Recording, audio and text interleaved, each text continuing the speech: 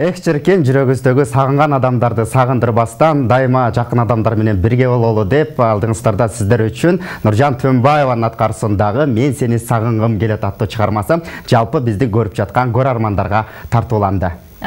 Дагы да болсо бизде мыкты конокторубуз бар. Келген конокторубузга эгерде суроолоруңуздар болсо, же болбосо SMS кат аркылуу билдиргиңиздер келсе, албетте бизге түз байланышка чыгыңыздар. Шаарыбыздын коду 0312 59 20 75 жана ошондой эле WhatsApp номерибизде иштеп жаткан учуру 995 23 23 81 номерлерине SMS кат аркылуу жиберсеңиздер болот. Жана биз эфирдин башталышында айтпадык беле, бүгүн айымдардын эл аралык майрамы депчи. Анан жалпы бүгүнкү айымдар куттуктап жалаң мырзаларды чакырып олтурабыз бүгүнкү майрамдык эфирибизге. Анда дароо тааныштыралы, экранга жакыныраак чакыралы. Өзгөчө талант, ошондой эле төкмө акын десек жаңылышпайбыз. Мундузбек Усупбек уулу маектөрүбүздө. Ассаламу алейкум. Кандай келиңиз? Саламатчылык, өзүңүздөр жакшысыздарбы? Арыбаңыздар, урматтуу Уюткулу кыргыз эли. Жалпы айымдарды куттуктайм. Айымдар, бүгүнкү майрамыңыздар менен чын жүрөгүмдөн куттуктайм. Бар болуңуздар. Келиңиз, эң биринчи эле ушул айымдарды 8 март эл аралык майрамы менен куттуктап, бир комуздагы колуңузда турган комуз менен бир төгүп, соңу куттуктап бербейсизби? Жакшы болот. Бирок төкпөйм азыр.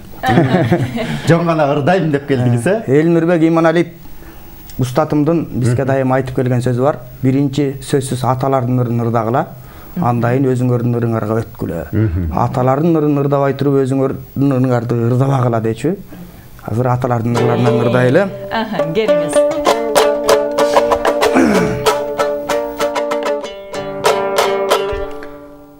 Бир казактын акыны мындай дейт. Айелдер ай, кандайсың? Адеми болуп кетипсиң гой, аргайсың.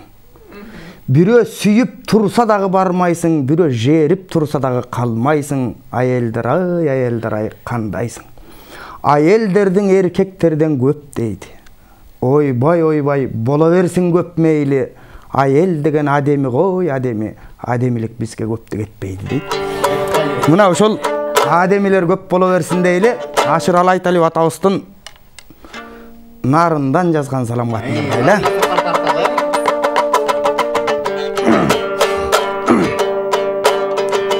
Жаш элек шайыр шаттангын, алыска сапар аттангын, кылкылдап поезд баратсаң ал кылыгырып көздөн жаш тамгын. Жөнөдүм нарынга алагы, ынагым сенсиң санада, жүзүмдөй бышкан өлтүрүп ал, жүзүңдөн жаным садагы.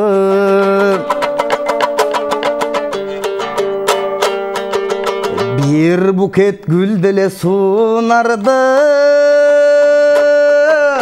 büyüttü güçke kaptalgam. Salamat esen bargın deval, uzatıp kaldın vokzaldan.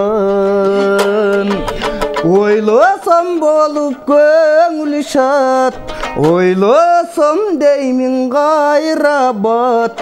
Tiyatr açıp жатқандан ей, нарындан жазган саламга, нарындан жазган саламга.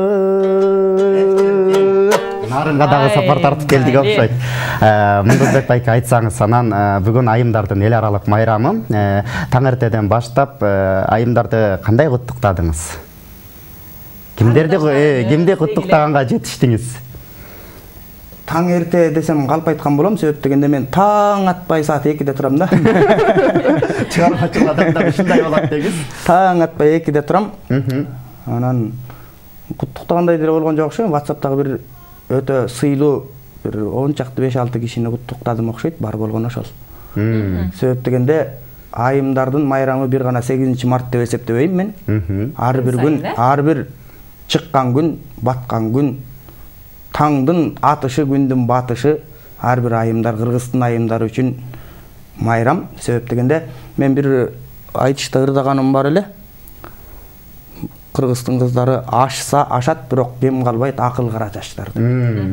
Акыл кара чачтардын майрамы менен да бир жолу куттуктайм. Келиңиз эми өзүңүз тууралуу айтып кетсеңиз, кайсыл жактын кулуну болосуз? Мен өзүм Нарын областынын Жумгал районуна караштуу Кызарт деген айылдагы Усупбек деген кишинин 1990-жылы 22-сентябрда төрөлгөн Мундусбек деген баласымын. Ошол төкмөлүк өзүнчө бир өзгөчө дүйнөгө кантип аралашып калдыңыз? Албетте бул төкмөлүк өнөр бул сейрек сүйүүдөй да. Сейрек кездешет. Сүйүүдө сейрек кездешет эмеспи? Бул да ошол экендей. Жаш кезимден кичине ыр жазып коймой адатым бар эле, өзүмө керектүү бир Кара сөз түрүндө ыр жазып коймоюм бар эле, калам кармап. Анан Элмирбек Иманалиев устатыма бир жолугуп калдым. Кокустан эле жолугуп калдыңыз? Ооба, кокустук менен бир жолугуп калдым. Анын кишини мен телевизордон көрүп, суктанып, сыймыктанып, кандай бактылуу киши. Жанынан көрсөм деп, жанынан көрсөм деп неме кыялданып жүргөн учурум бир көрүп калдым. Анан кара күчкө салып эле бир ырдап көрдүм. Ырдап көрчү дегенде. Ырдап көрсөм, сенден чыгат экен.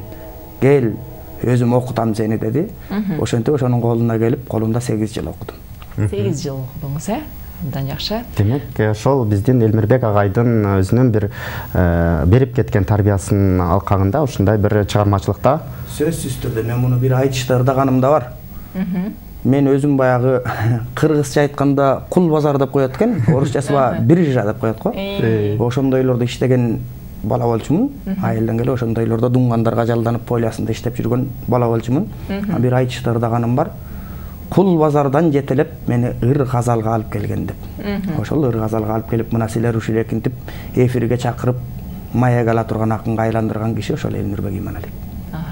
Анда ыр газалдан бир төкпөйлү кандай дейсиз? Төккөнгө дагы эрте. Асанкалы Керимбаев атабыз неме кылчу экен, баягы ырдап берип кой десе эле суранышат дем, баягы ырын жакшы көрүшөт, элдин баары өтө сүймөнчүк киши. Анан ырдап кой десе эле аккордеонун чертип, узакка чейин чертип келип, анан аккордеонун токтотуп коюп, анан дагы бирдемкелерди сүйлөп элге. Анан кайра ырдап койсо эле, кайра аккордеонун бир топко чейин чертип келип, анан токтотуп эле отур, чай ичип алайын деп кайра ошентип аккордеон чертип берчү экен. Анысы кандай кайра азыр ырдабайын дей берейин силерге. Ооба, буйурса. Келиңиз. Анда азыр Шайлыбек Дүйшеев деген Залкар акын атабыздын бир ыры бар. Апасыз дүйнө оңалбайт, апасыз дүйнө тола албайт. Ата көз бирок алсага апаңдай карек боло албайт дейт. Апалар жөндөрлөр да. Апаларга.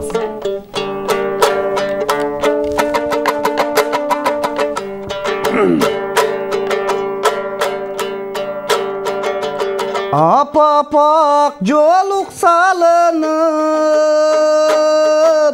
амандык тилеп жалынып,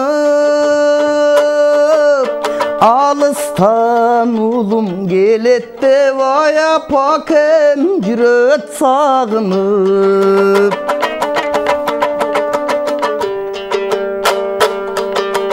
Тал-талда өргөн чачыңды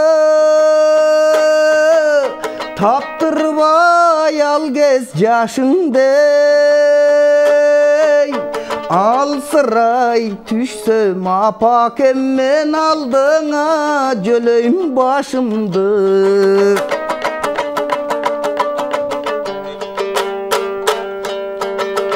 Ардайым жарык манайым, агарып барат самайың, алпештеп биздин өстүргөн аяпалар жашоталайым. Алпештеп менин өстүргөн аяпакем жашоталайым. Апалар ай жашоталайым. чиркин. Айбали, алпеште бизди өстүргөн апаларыбыз, биздин жашообуз Очогузду тутанткан энелери саман болсун дейли. Анан Мундузбек мырза айтсаңыз, ушул негизи эле төкмөлүктүн сыры эмнеде? Бул дагы бир өзүнөн өзү келе береби, же кандай? Бул төкмөлүк өнөр негизи атанын каны эненин сүтү аркылуу келет ар бир адамга, адам баласына. Мисалы биз азыр 60 акын барда ооз толтуруп айтып жүрөбүз. Дегенде тандоо турлары болгондо, айтышта тандоо турлары болгондо 50ден ашык акын келип жүрөт да. Анан 60 акын барда ооз толтуруп айтып жүрөбүз. 6 миллион кыргыздын ичинде да. 60 акын бар деп жүрөбүз. Бул өтө сейрек кездешкен касиет бул кыргыздын. Ушул касиет бизге да арып калганына өтө сүйүнөбүз, сыймыктанабыз. Төбөбүз көккө жетет, ушундай бактылуу киши экенбиз деп өзүбүзгө ыраазы болуп, Кудайга миң мертебе ыраазычылык айтып, ошол эркиндей сүтү менен ушул өнөрдү биз көткөргөн энеме рахмат айтып, каны менен биз көткөргөн атабызга рахмат айтып жашап келе жатабыз. Келиңиз, азыр болсо бизде түз байланышта көрөрманыбыз бар. Алло, саламатсызбы? Котма кечиңиз менен. Саламатсызбы, алдыңызда могу чокмакым балама кичине кала тилек айтып коеюн, мен жаңы эле чыгып кеттим эле Казагнадан Нават апа. Нават апа, келиңиз. Анан алдыңа чейин балам, аман бол, бар бол, ошончо ырдап жүрөр, кайсы темада ырдасаң да ырда, анан бирок ошо устатыңды Элмирбектин арбагы колдосун. Амин, бар болуңуз. Элмирбекти эч жокто унутпагыла, баардыгын унутпагыла. Алдыңа келмирде. Бар болуңуз. Элмирди унутпагыла, анан арбагы сени колдосун, баардыгыңарды колдосун. Рахмат. Анан ошол алдыңа чейин балам. Рахмат. Аман бол. Бар болуңуз, рахмат.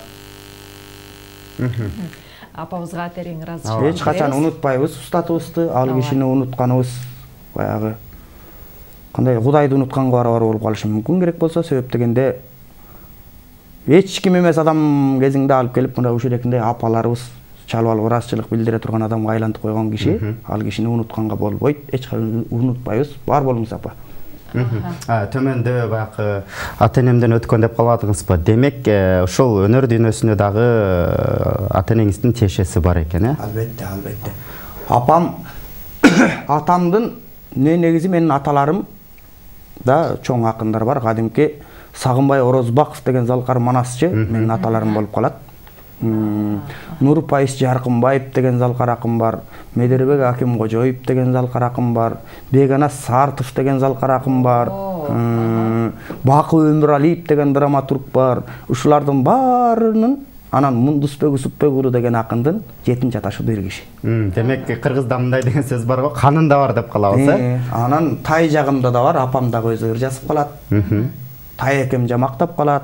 Тай атам да жамактап ырдачу экен. Ошол. Дагы акындык, төкмө акындык өнөрүңүздөн да башка кандай өнөрлөрүңүз бар? Балким элибиз билбей жаткан кандай жигитке 70 өнөр аздык кылат деген жакшы сөз бар го. Санап көрүш керек эми. Сан жетпесе. Аны санап убакыт керек, көп эми эфир кыска экен деп эле кетет. Албетте тамаша.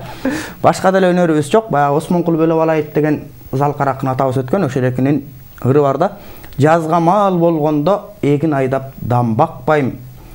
Күзгө маал болгондо короо салып мал бакпайм. Ысымым менен Осмонкул ырым менен жан сактайм деп турат. Ыр менен эле атабыз. Жакшы. Келиңиз, анда бир төкпөйсүзбү эми? Эми убакыт келди окшойт деп калдык. Төкмөчү деген атыңызга затыңыз бар. Азыр дагы төкпөйм.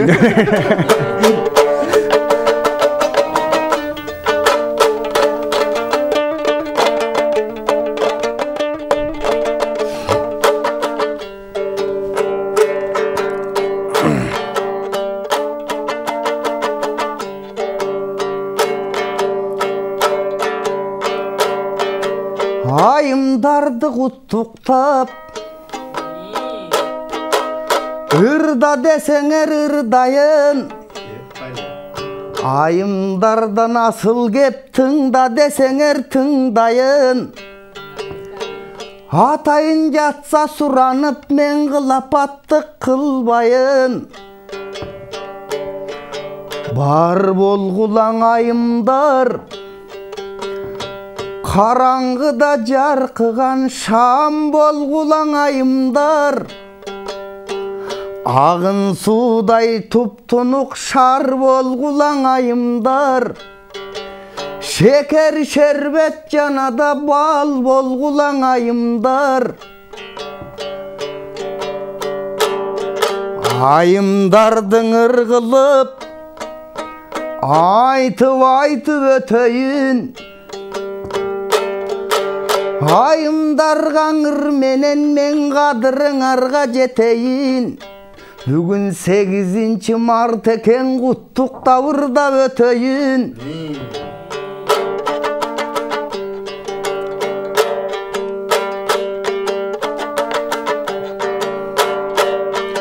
Ayımdardı büt Kırgız, aru zat dep atasın.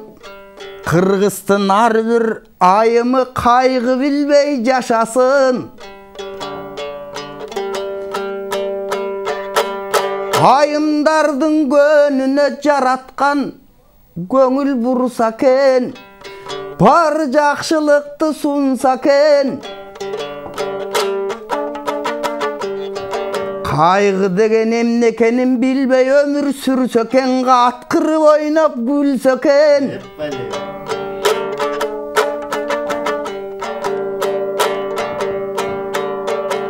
Ayım bar kesten albette, adamdın bari kuvanat.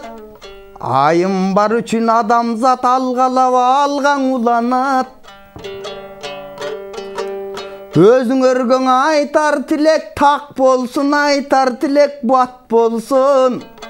Kuttuk tavırda ötöyün, kutmandu Kırgız sulular. Argı bir günüңөр buyursa 8 Mart bolsun. Баракелде. Чабуулар болсун. Ооба. Сестерде бир жагымдуу көрүп жаткан биздин көрөрманыбыз дагы экранга жакыныраак келип тыңдап калышса керек. Анан негизи комузду канча жашыңызда үйрөндүңүз? Мен ошол Элмирбек Иманалиевдин колуна келип окуп атканыма 8 жыл, окуганыма 8 жыл болду дедим. Ошол 8 жылдан бери үйрөнүп келе жатам. Дагы толук үйрөнүш үчүн дагы 8 керек болсо 16 жыл четиш керек болот комузду. Ошол. Анан айтат эмеспи, бирде жигит минет, бирде жөө жүрөт деп, анан ушул айтышта дегеле төкмөлүк өнөрдө баягы жеңилип калуу болот, анан жеңип алуу болот, анан жеңилип калган учурларда сизде кандай сезимдер болот?